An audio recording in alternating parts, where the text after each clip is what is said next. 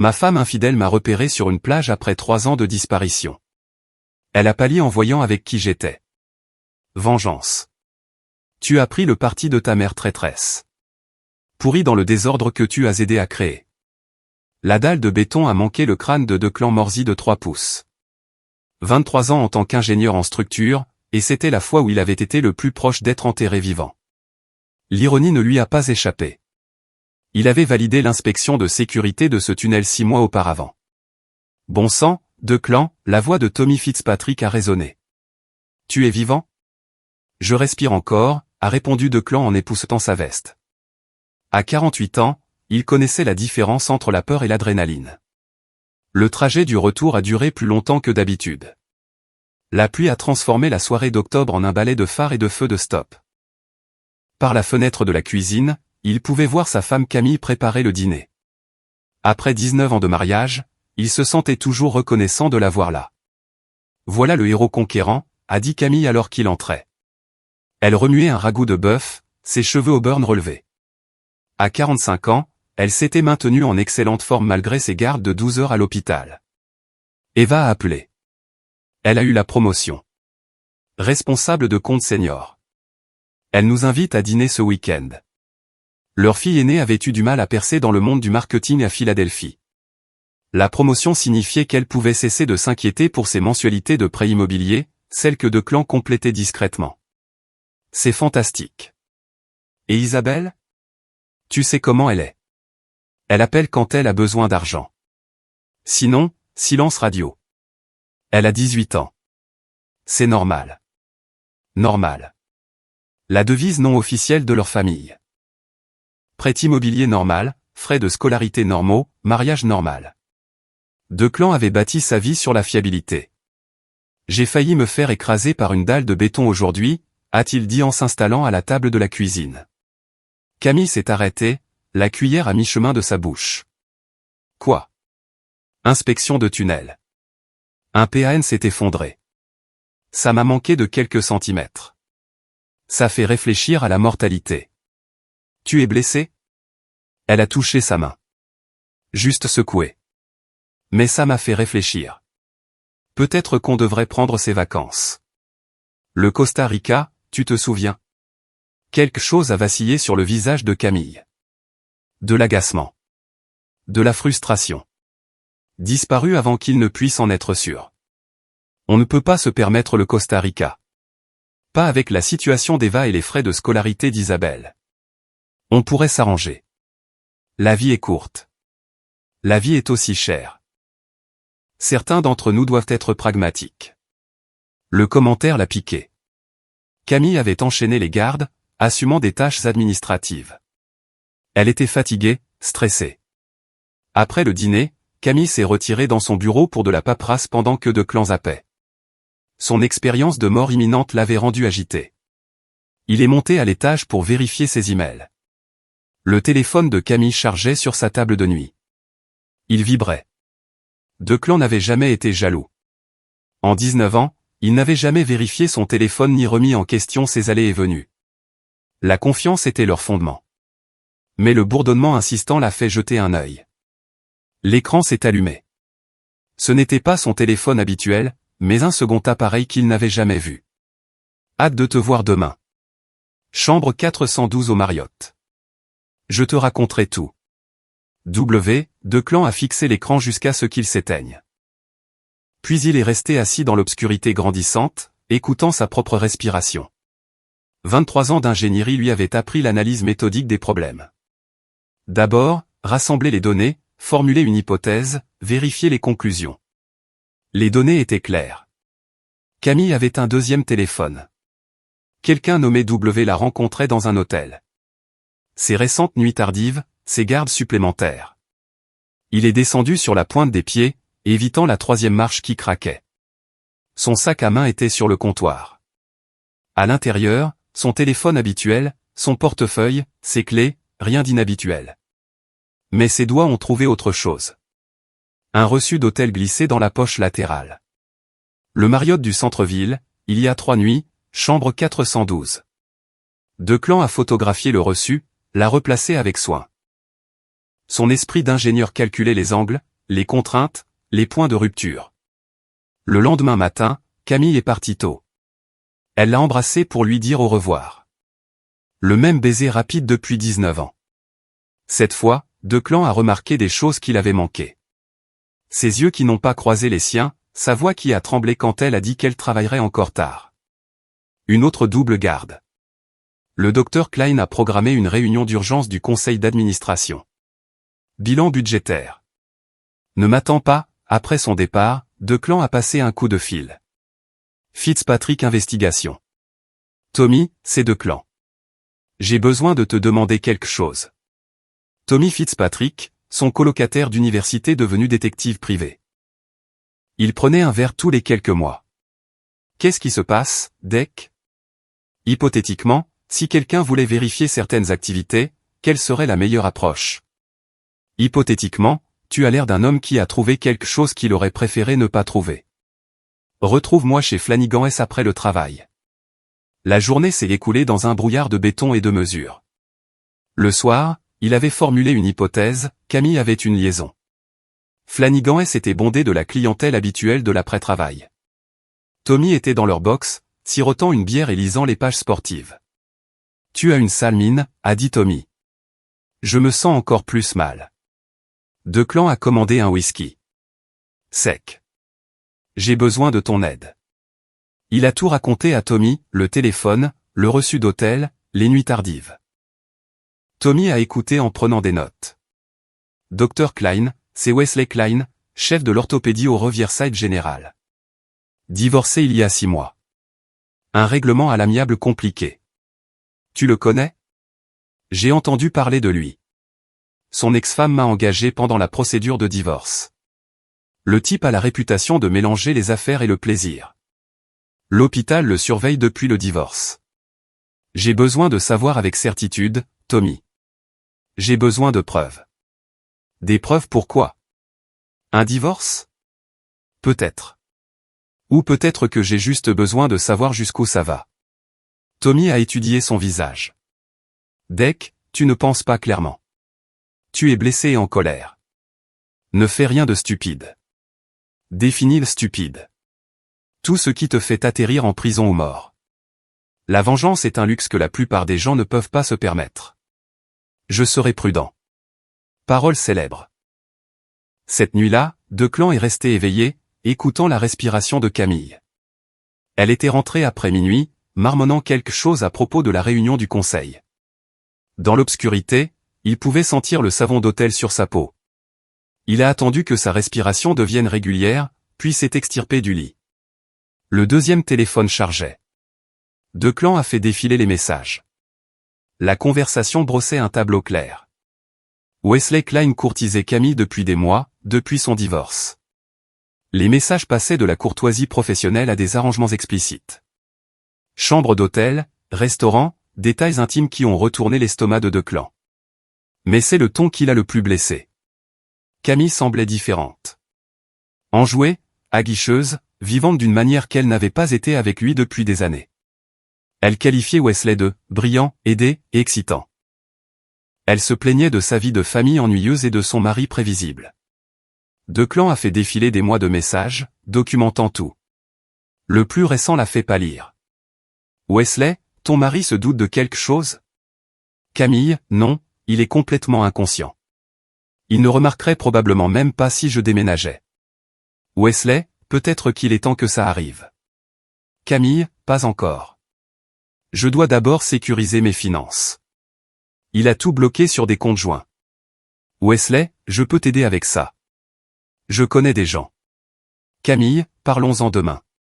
Chambre 412. Declan a posé le téléphone, est allé dans la salle de bain, s'est aspergé le visage d'eau froide. L'homme dans le miroir avait les yeux creux, le teint pâle, vieilli de plusieurs années en une seule journée. Son téléphone a vibré. J'ai trouvé quelque chose. On se voit demain à midi. Tommy. Le lendemain a été une torture. À midi, Tommy a fait glisser une enveloppe en manille sur la table. Une bonne et une mauvaise nouvelle. La bonne, c'est que le petit ami de ta femme a des ennuis. La mauvaise, c'est qu'il l'entraîne dans sa chute. À l'intérieur se trouvaient des dossiers financiers, des documents hospitaliers, des photos de surveillance. Les photos montraient Camille et Wesley entrant au Marriott à plusieurs reprises sur une période de 3 mois. L'hôpital enquêtait sur Klein pour fraude à l'assurance maladie, falsification de dossiers chirurgicaux, facturation d'interventions qui n'avaient jamais eu lieu. Ils sont en train de monter un dossier. Qu'est-ce que Camille a à voir avec ça? Elle l'a aidé. Les dossiers de l'hôpital montrent qu'elle a accédé à des dossiers de patients auxquels elle n'aurait pas dû. Antidatant des autorisations. S'il prouve sa participation, elle risque des poursuites pénales. Declan a fixé les photos. Sur l'une d'elles, Camille riait, le visage illuminé d'une expression qu'il n'avait pas vue depuis des années. Sur une autre, il se tenait la main à la table d'un restaurant. « Depuis quand sais-tu » a demandé Tommy. « 2 jours. Depuis que j'ai trouvé son deuxième téléphone. »« Qu'est-ce que tu vas faire ?»« Me protéger, Deck. »« Non, Tommy. » Elle prévoyait de me quitter, voler l'hôpital, mentait depuis des mois, peut-être des années, et je suis censé faire comme si de rien n'était. Ne fais rien qui détruira aussi ta vie. Ma vie est déjà détruite. Je suis juste en train de décider quoi construire sur les cendres. Cet après-midi-là, Declan a rendu visite à son avocat. James Morrison s'occupait de leurs affaires juridiques depuis des années. Je dois discuter d'une procédure de divorce, a dit Declan. Morrison a pris un bloc-notes. Je suis désolé d'entendre ça. Quels sont les motifs? Adultère? Fraude? Choisissez. Declan a exposé les preuves. Morrison a écouté en prenant des notes. C'est grave. Si votre femme est impliquée dans une fraude à l'assurance maladie, elle pourrait faire face à des accusations fédérales. Cela change tout. Comment ça? Une condamnation pénale affecte la pension alimentaire, la répartition des biens, tout. Mais vous devez être prudent sur la manière de procéder. Toute apparence de justice personnelle pourrait se retourner contre vous. C'est la vraie justice que je cherche. Je vais remplir les documents préliminaires, mais promettez-moi une chose. Ne confrontez pas votre femme directement. Laissez le système juridique faire son travail. Bien sûr. Mais l'esprit de Declan travaillait déjà sur d'autres possibilités. Ce soir-là, Camille est rentrée à l'heure habituelle. Aucune mention de travail tardif. Elle semblait détendue, presque joyeuse. Comment s'est passée ta réunion avec les entrepreneurs? Productive. Nous avançons sur le projet Riverside. C'est le tunnel qui s'est effondré. Une section différente. Tout le système a besoin d'être renforcé. Camille a hoché la tête distraitement, jetant un coup d'œil à son téléphone, attendant des messages qui ne sont jamais venus. Wesley devait probablement brouiller les pistes. Camille, tout va bien au travail? Tu as l'air distraite. Elle a levé les yeux brusquement. Qu'est-ce que tu veux dire? Tu as fait tellement d'heures supplémentaires. Réunion du conseil, tâches administratives. C'est la pression. Ça va, je suis juste occupé. Pourquoi tu demandes? Pour rien. Je m'inquiète pour toi. Eh bien, ne t'inquiète pas. Je peux prendre soin de moi-même. Le ton sec de sa voix était nouveau. Ou peut-être qu'il l'entendait simplement clairement. Après le dîner, Camille s'est retirée dans son bureau. Declan a attendu 1 heure, puis est monté dans leur chambre. Le deuxième téléphone vibrait. Wesley paniquait. L'hôpital l'avait convoqué pour une réunion le lendemain matin. Il voulait voir Camille ce soir-là. Il fallait gérer la crise. Les messages étaient frénétiques, désespérés. Les réponses de Camille étaient plus calmes, mais urgentes. Elle le retrouverait à l'endroit habituel. Ils devaient accorder leur version, se protéger. Declan a tout documenté. Puis il a pris une décision qui allait changer sa vie pour toujours. Il a appelé Tommy. J'ai besoin que tu les suives ce soir. Documente tout. Deck, je ne pense pas, Tommy, ils se retrouvent pour détruire des preuves. Si on n'agit pas maintenant, ils effaceront leurs traces et disparaîtront. Qu'est-ce que tu vas faire? Ce que j'aurais dû faire depuis le début. Dire la vérité. 1 heure plus tard, Declan a regardé Camille partir.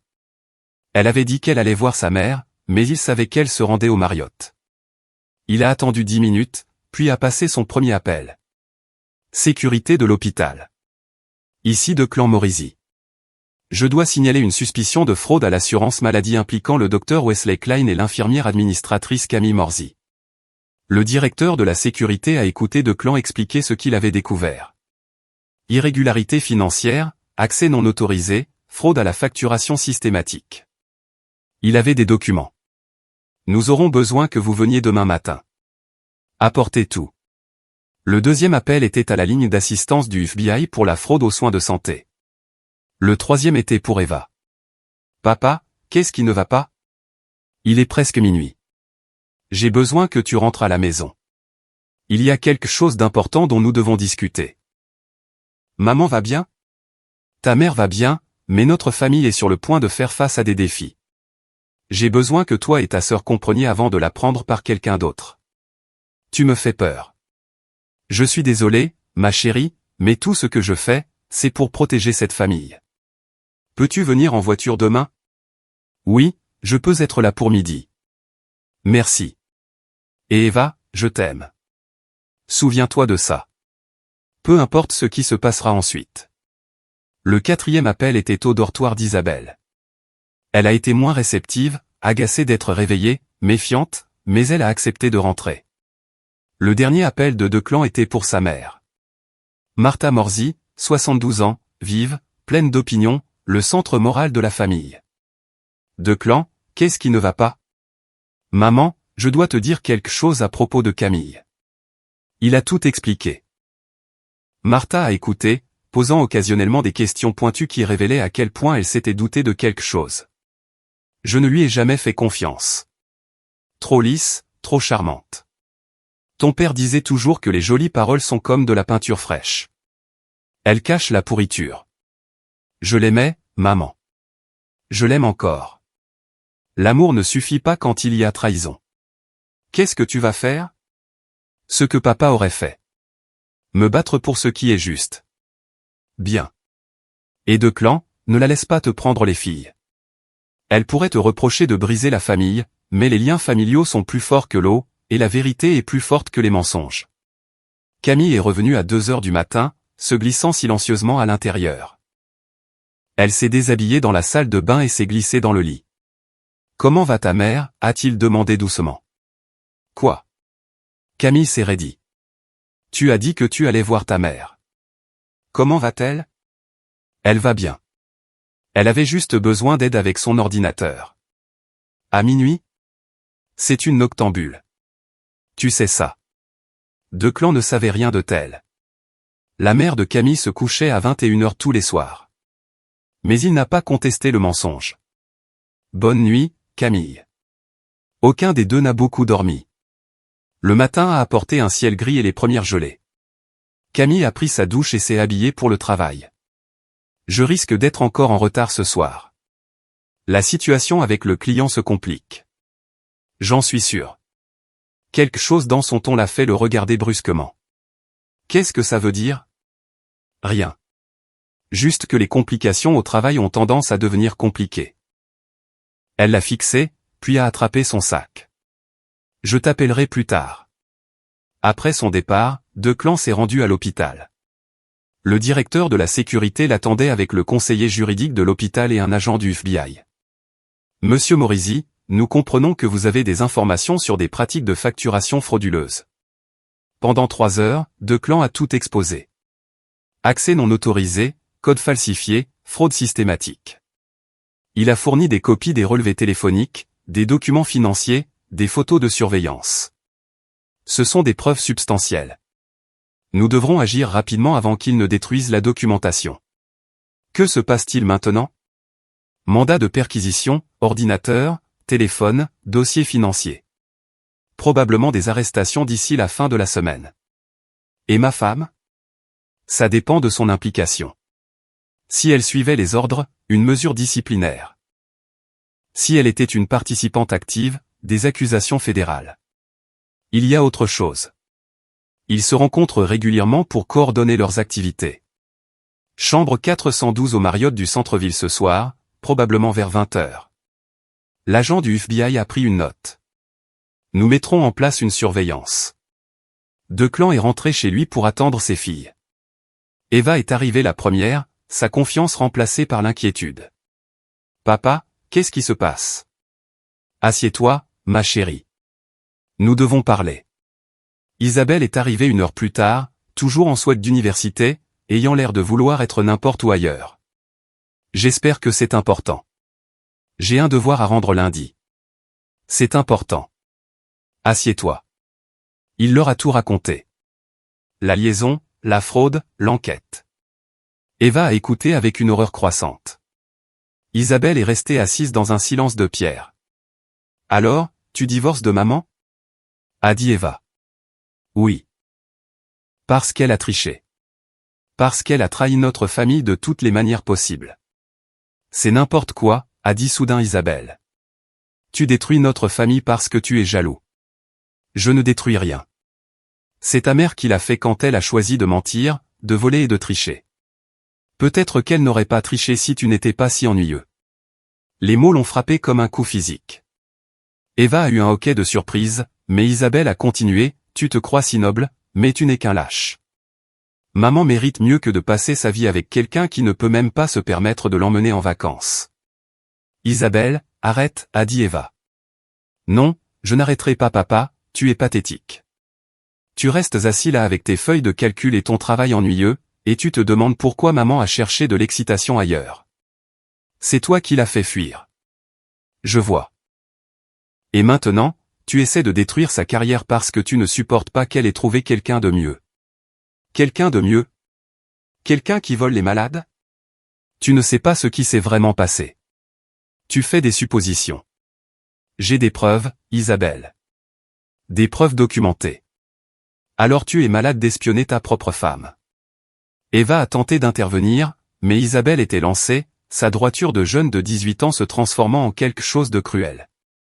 Tu sais quoi, papa? Je suis contente que maman ait trouvé quelqu'un qui l'apprécie. Elle est malheureuse avec toi depuis des années.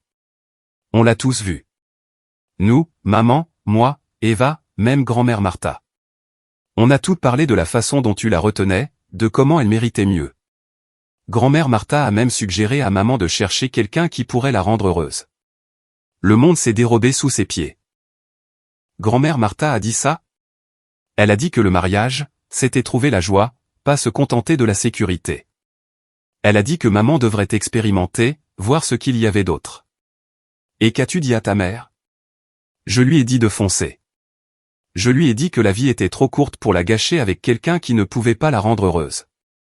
Et toi, Eva? La voix d'Eva était à peine un murmure. Je ne savais pas qu'elle était avec quelqu'un d'autre. Je pensais juste qu'elle était malheureuse. Mais tu l'as encouragée à me quitter. Je l'ai encouragée à trouver le bonheur.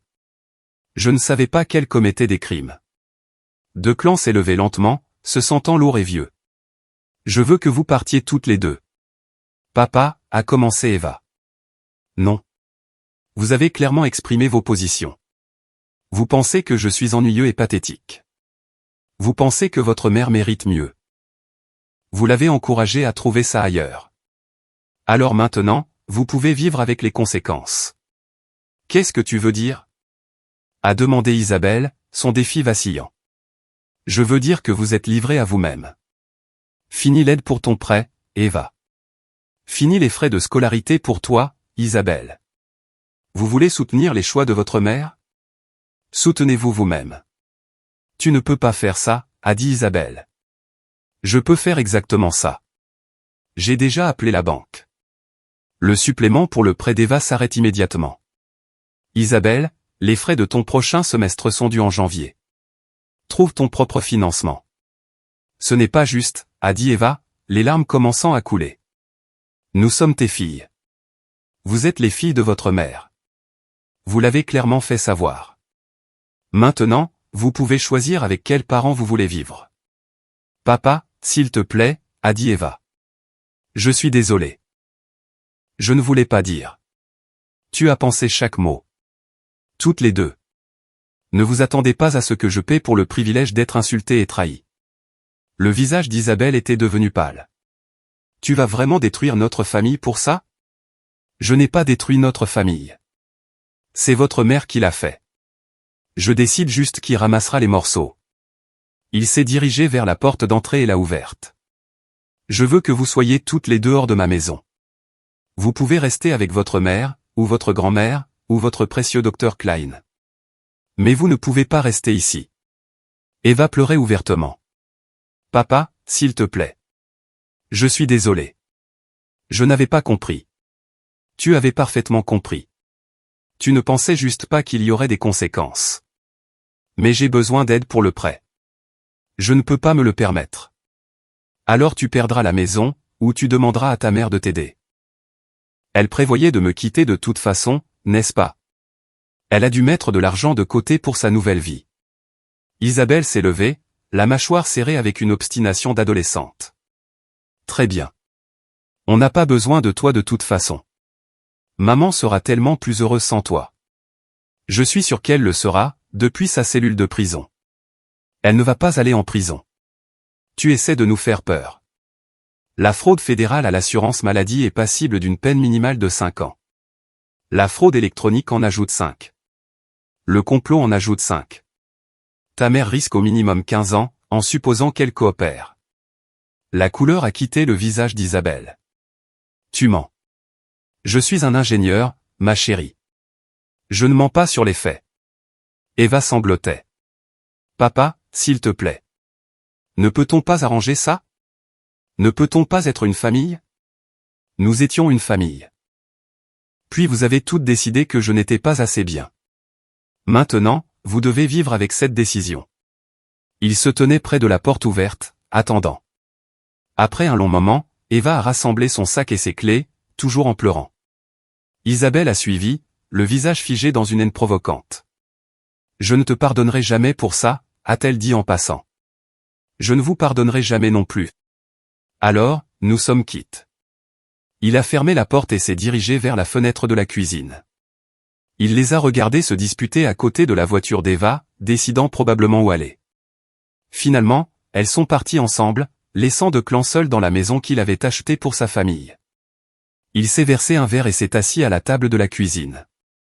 En 24 heures, il avait perdu sa femme, ses filles et sa mère. Mais pour la première fois depuis des années, il se sentait complètement lucide sur ce qu'il devait faire. Son téléphone a vibré. Le FBI a arrêté Klein à l'hôtel. Camille en garde à vue. Appelle-moi. Tommy. Declan a supprimé le message et s'est versé un autre verre. Puis il a appelé son avocat. Morrison, c'est Declan. J'ai besoin que vous accélériez la procédure de divorce. Et j'ai besoin que vous retiriez mes filles de mon testament. Declan, êtes-vous sûr? Vous traversez un traumatisme. Je suis sûr. Elles ont fait leur choix. Maintenant, je fais le mien. Le lendemain matin a apporté son lot d'articles de presse. Le docteur Wesley Klein et l'infirmière administratrice Camille Morsy accusés de complot en vue de commettre une fraude à l'assurance maladie, de fraude électronique et de vol de fonds publics. Les informations locales ont diffusé leurs photos d'identité judiciaire. Klein avait l'air hagard. Camille, choquée et incrédule. Le téléphone de Declan n'arrêtait pas de sonner. Journalistes, voisins, collègues, famille, amis. Il les a tous ignorés. À la place, il s'est rendu chez sa mère. Martha l'attendait, ayant vu les informations. Elle a ouvert la porte avant qu'il ne puisse frapper, le visage grave et coupable. J'ai entendu, a-t-elle simplement dit. Vraiment? As-tu entendu que tes conseils à ma femme ont abouti à des accusations fédérales? Martha s'est dirigée vers sa cuisine. Je ne lui ai jamais dit de commettre des crimes. Mais tu lui as dit de trouver quelqu'un d'autre. Tu l'as encouragé à trahir ses vœux de mariage. Je lui ai dit de trouver le bonheur, à mes dépens. Martha s'est retournée pour lui faire face, le menton levé malgré une culpabilité évidente. Tu la rendais malheureuse, Declan. Elle est venue me voir en pleurant, disant qu'elle se sentait piégée, qu'elle avait besoin de plus que ce que tu lui donnais. Alors tu lui as dit d'avoir une liaison. Je lui ai dit d'envisager ses options. Le mariage n'est pas une peine de prison. C'est un engagement, une promesse, quelque chose que toi et papa m'avaient appris à honorer. Ton père et moi avions de la passion, Declan.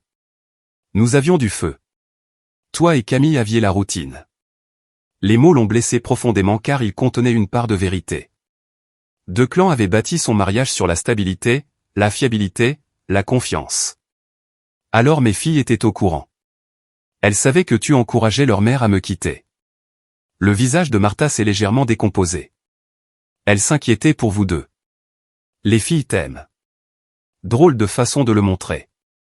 Elles m'ont traité d'ennuyeux, de pathétique, on dit que Camille méritait mieux. Elles sont jeunes. Elles ne comprennent pas, elles comprennent parfaitement, tout comme toi. Declan s'est dirigé vers la porte. Je veux que tu saches que tes conseils ont détruit notre famille. Camille risque 15 ans dans une prison fédérale. Eva va perdre sa maison. Isabelle devra abandonner ses études. Et je demande le divorce. Declan, attends. Non, maman. J'en ai assez d'attendre. J'en ai assez d'être le type stable, fiable, ennuyeux. J'en ai assez d'être pris pour acquis. Qu'est-ce que tu vas faire? Je vais reconstruire ma vie sans aucun de vous. Il a quitté la maison de sa mère et s'est rendu au palais de justice. Les papiers du divorce étaient prêts, ainsi que des ordonnances restrictives empêchant Camille d'accéder au compte joint ou de retourner à la maison. Le juge voudra fixer une audience, a expliqué Morrison. Mais étant donné les accusations criminelles, cela devrait être simple. Vous obtiendrez la maison, les comptes de retraite, tout. Et la pension alimentaire? Une condamnation pénale élimine son droit à la pension alimentaire. Elle aura de la chance d'éviter une ruine financière complète. Au cours des semaines suivantes, Declan a repris sa routine normale. Travail, maison, dîner solitaire, soirée paisible sans drame ni mensonge. Il a découvert qu'il appréciait réellement le silence, la prévisibilité, l'absence de manipulation émotionnelle. Tommy lui donnait des nouvelles régulières. La situation de Klein était désespérée. Les accusations de trafic de pilules à elles seules emportaient une peine minimale de 20 ans. La situation de Camille était légèrement meilleure. La coopération lui valait une réduction de peine, mais elle risquait encore 5 à 7 ans. Plus important encore, la procédure de divorce s'est déroulée sans heurts. Camille étant incapable de contester et faisant face à une condamnation pénale, le tribunal était prêt à tout accorder à Declan. La maison, les économies, les comptes de retraite, même la voiture et les biens personnels de Camille. En décembre, 3 mois après les arrestations, Declan a reçu une visite inattendue. Vincent Torino se tenait sur son Porsche, vêtu d'un survêtement et affichant un sourire prédateur. « Ingénieur, vous avez une minute? Qu'est-ce que vous voulez? » Vous remercier. Klein a payé, avec les intérêts. Je ne sais pas de quoi vous parlez. Bien sûr que non. Mais hypothétiquement, si quelqu'un avait fourni des informations qui ont aidé à recouvrer une dette, ce quelqu'un pourrait avoir droit à une commission d'apporteur d'affaires. Torino a tendu une enveloppe à Declan. Hypothétiquement. À l'intérieur se trouvaient 5 000 $ en espèces. Je ne peux pas accepter ça. Bien sûr que si. Considérez ça comme une compensation pour service rendu, ou un bonus de Noël. Alors que Torino partait, il s'est retourné. Vous savez, ingénieur, vous avez un talent pour ce genre de travail. Si jamais vous en avez marre d'inspecter des tunnels, appelez-moi. Declan a fermé la porte et a fixé l'argent. Il représentait tout ce qu'il n'avait jamais voulu devenir. Vengeur, calculateur, prêt à utiliser la violence par procuration. Mais il représentait aussi la justice rendue lorsque le système juridique était trop lent. Noël est arrivé sans célébration. Declan a passé la journée seul, à lire et à regarder de vieux films. Eva et Isabelle avaient envoyé des cartes, des tentatives maladroites et désespérées de réconciliation qui sont restées sans réponse. En janvier, les accords de plaidé coupable ont été finalisés. Klein a plaidé coupable à toutes les accusations en échange d'une peine de 25 ans. Il serait éligible à la libération conditionnelle dans 15 ans. Camille a plaidé coupable de fraude et de complot en échange d'une peine de 7 ans. Elle purgerait probablement 5 ans avec une bonne conduite.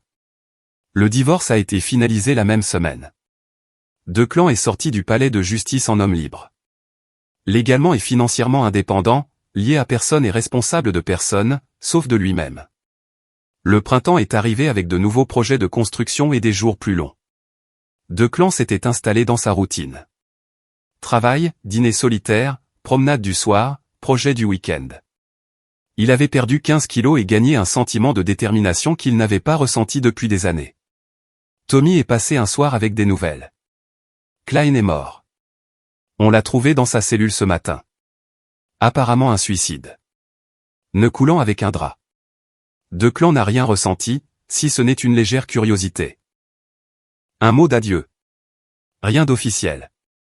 Mais on dit qu'il ne supportait pas 25 ans à l'intérieur. Et Camille?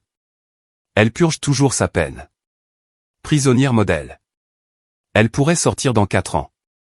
Ils se sont assis sur le porche arrière, regardant le coucher de soleil peindre le ciel en orange et rouge. Tu le regrettes parfois, a demandé Tommy. La façon dont les choses ont tourné. Regretter quoi? D'avoir dit la vérité? D'avoir refusé de me faire avoir? De m'être défendu? D'avoir coupé les ponts avec ta famille? Ce sont eux qui ont coupé les ponts en premier, Tommy. J'ai juste officialisé la chose. Et si Eva ou Isabelle venaient te voir demain, sincèrement désolé, voulant reconstruire? Alors elles découvriraient que certains ponts, une fois brûlés, ne peuvent être reconstruits. Tommy a hoché la tête. Tu as changé, Deck. Tu es plus dur maintenant. Je suis plus honnête maintenant. J'ai passé 48 ans à être ce que les autres voulaient que je sois. Stable, fiable, indulgent. Ça a failli me détruire. Et maintenant je suis ce que je choisis d'être. Et je choisis de n'être le filet de sécurité de personne. Alors que l'été se transformait en automne, Declan a appris que sa mère était décédée. Crise cardiaque, rapide et sans douleur. Les funérailles étaient modestes. Amis de l'église, parents éloignés, Eva et Isabelle ayant l'air perdus et seuls. Declan a regardé de l'autre côté du cimetière, assez loin pour éviter la conversation, mais assez proche pour présenter ses respects. Quand le service s'est terminé, Eva a commencé à marcher vers lui, mais il était déjà parti. Le testament de Martha laissait tout à ses petites filles. Ce n'était pas grand-chose, mais c'était quelque chose. Declan n'a ressenti aucun ressentiment d'avoir été exclu. Sa mère avait fait son choix. 2 ans après les arrestations, Declan a reçu une lettre de Camille, transmise par le bureau de Morrison. Declan, je sais que tu ne liras probablement pas ceci, mais je dois essayer. J'ai eu 2 ans pour réfléchir à ce que je t'ai fait, à nous, à notre famille. Il n'y a pas d'excuse. J'ai été égoïste, cruel et stupide. J'ai jeté 19 ans de mariage pour quelques mois d'excitation. Je sais que j'ai tout détruit.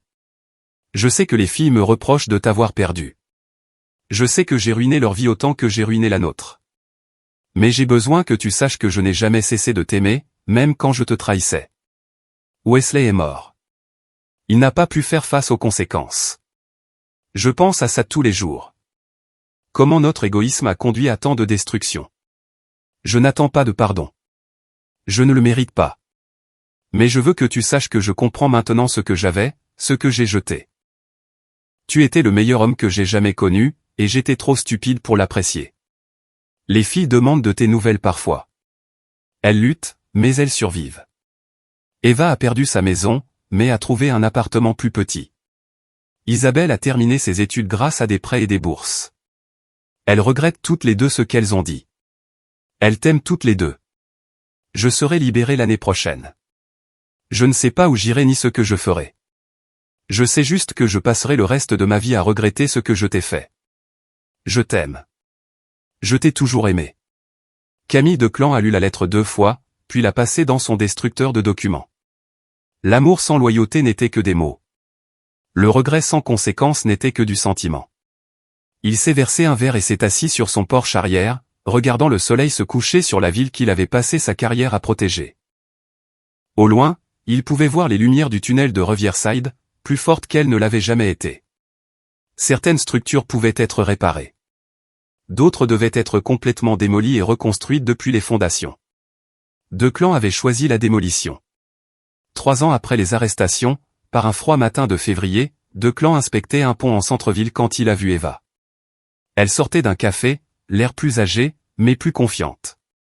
Elle l'a aperçue de l'autre côté de la rue et s'est figée. Pendant un instant, ils se sont regardés à travers la circulation matinale. Eva a levé la main légèrement, un salut hésitant. Declan l'a regardé un long moment, puis s'est retourné et s'en est allé.